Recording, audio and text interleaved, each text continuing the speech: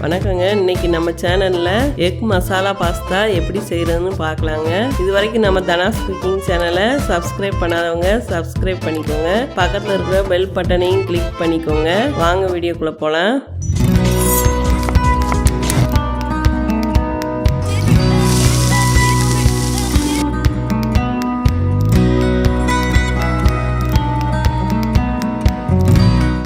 இப்போ egg masala pasta செய்ய தேவையான பொருட்கள்லாம் பார்த்துக்கலாம்.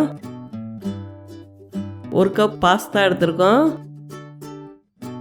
பெரிய வெங்காயம் பொடியாக கட் பண்ணது 2, தக்காளி 4, கொஞ்சம் கருவேப்பிலை சிறிதளவு, முட்டை 4, இஞ்சி பூண்டு பேஸ்ட்டு சிறிதளவு, மிளகாய்த்தூள் காரத்துக்கு ஏற்ப, மஞ்சத்தூள் 1/4 டீஸ்பூன், கரம் மசாலா 1/2 ஸ்பூன், அடுத்து 2 ஸ்பூன் டொமேட்டோ கெச்சப். இப்போ நம்ம எக் மசாலா பாஸ்தா எப்படி செய்கிறதுன்னு பார்க்கலாம். இப்போ ஒரு வடை வச்சுக்கிடுவோம். நான் இப்போ பாஸ்தா 1/4 கிலோ எடுத்திருக்கேன். அதுக்கு தகுந்த மாதிரி தண்ணி ஊற்றிக்கலாம். பாஸ்தாவை கொஞ்சம் வேக வச்சு எடுத்துக்கணும், 3/4 பாகத்துக்கு.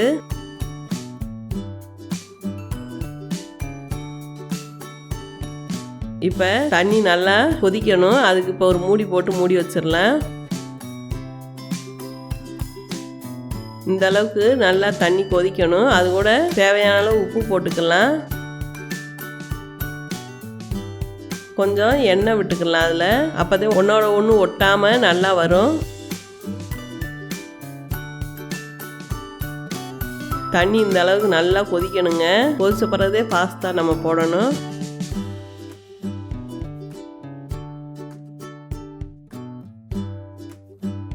இப்போ பாஸ்தாவை போட்டுக்கலாம். இப்போ பாஸ்தாவை போட்டு நம்ம கிண்டிக்கிட்டே இருக்கணுங்க. கிண்டாம விட்டோம்னா ஒன்னோட ஒன்று ஒட்டிக்கிறோங்க. அதனால் நம்ம கிண்டிக்கிட்டே இருக்கணும். எண்ணெய் ஊற்றுறதுனால உங்களுக்கு ஒட்டாது. இருந்தாலும் அப்பப்போ கிண்டி விட்டுக்கிட்டே இருக்கணும். ஒரு 10 நிமிஷம் நல்லா வேக விட்டால் போதுங்க.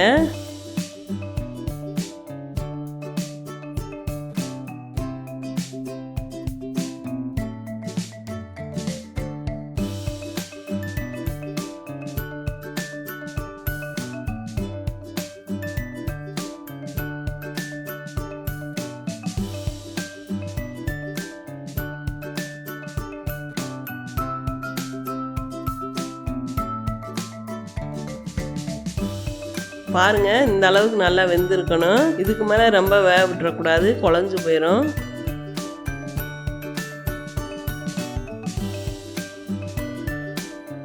இப்போ நம்ம இதை வடிகட்டிக்கலாம். இந்த மாதிரி ஒரு ஜல்லியில் வடிகட்டிக்கலாம்.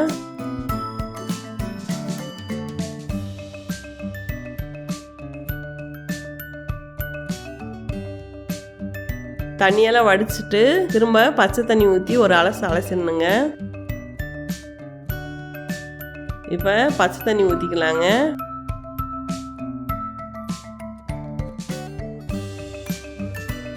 பாஸ்தாவில் தண்ணி இல்லாமல் நல்லா வடிகட்டி வச்சுக்கணும்.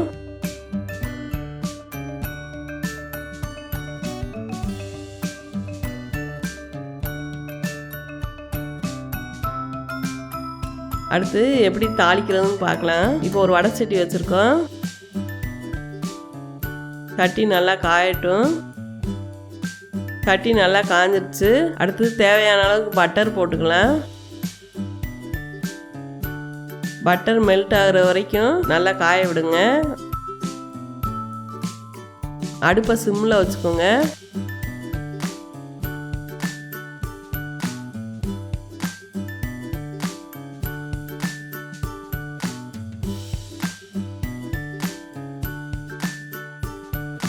பட்டர் நல்லா மெல்ட் ஆயிடுச்சு. அடுத்து வெங்காயம் சேர்த்துக்கலாம். 2 வெங்காயம் பொடியாக நறுக்கி வச்சுருக்கேன். வெங்காயத்தை நல்லா வதக்கி விட்டுக்கலாம்.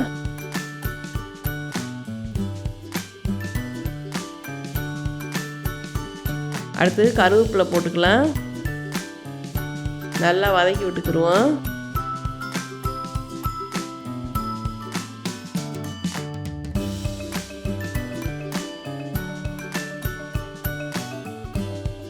வெங்காயம் இந்த அளவுக்கு வதங்கவும் இஞ்சி பூண்டு பேஸ்ட் போட்டுக்கலாம். இப்போ இஞ்சி பூண்டு பச்சை வாசனை போகிற அளவுக்கு வதக்கிடலாம்.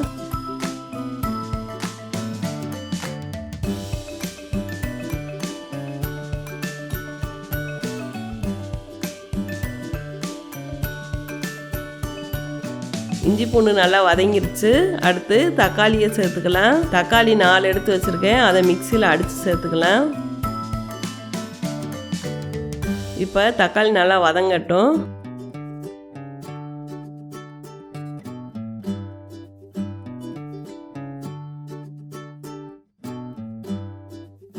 தேவையான அளவு உப்பு போட்டுக்கலாம். இதை நல்லா வதக்கி விட்டுக்குருவோம்.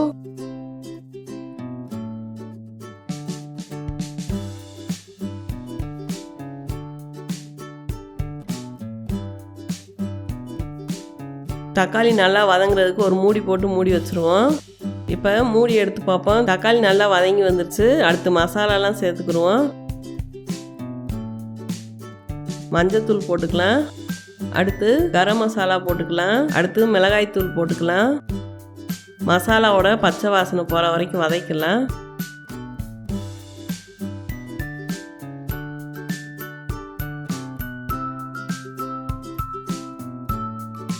அடுத்து டொமேட்டோ கெச்சப் கொஞ்சம் ஊற்றிக்கலாம். அது ஆப்ஷனல் தான், தேவைன்னா ஊற்றிக்கோங்க, இல்லாட்டி தக்காளி மட்டும் சேர்த்துக்கிட்டா போதும்.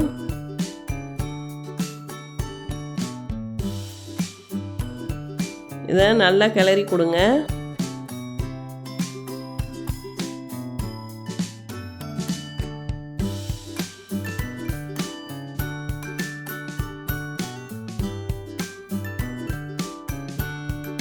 அடுத்து நம்ம முட்டையெல்லாம் உடச்சி ஊற்றிக்குவோம். அதுக்கு ஓரமாக எடுத்து விட்டு கொஞ்சோண்டு எண்ணெய் ஊற்றிக்கலாம்.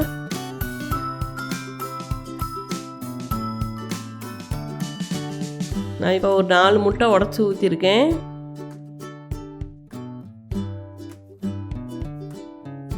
அது ஒரு 2 நிமிஷம் அப்படியே இருக்கட்டும்.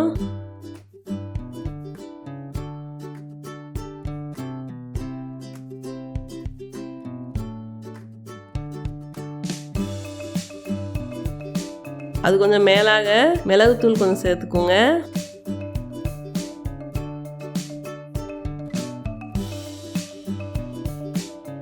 இப்போ அதை கொஞ்சம் கொஞ்சமாக கிளறி கொடுங்க. இப்போ மசாலாவோட எல்லாத்தையும் சேர்த்து முட்டையும் சேர்த்து கிளறிக்கலாம். இந்த மாதிரி நல்லா கிளறிக்கணும்.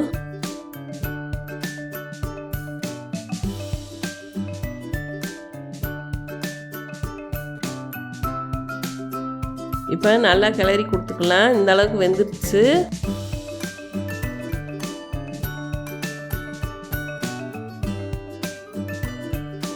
இப்போ நல்லா கிளறியாச்சு. அடுத்து நம்ம வேக வச்ச பாஸ்தாவை போட்டுக்கலாம். அப்படியே லேசாக கிளறி விடுங்க, இல்லாட்டி உடஞ்சிரும். இப்படி ஓரமாகவே எடுத்து கிளறி கொடுங்க.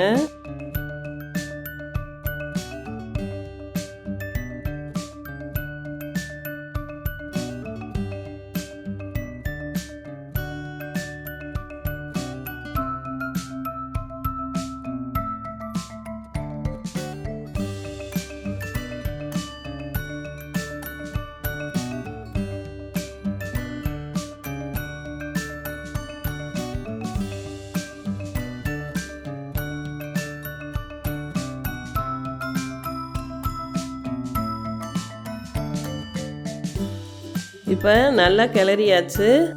அடுத்து மல்லித்தலை தூவி இறக்கிடலாங்க.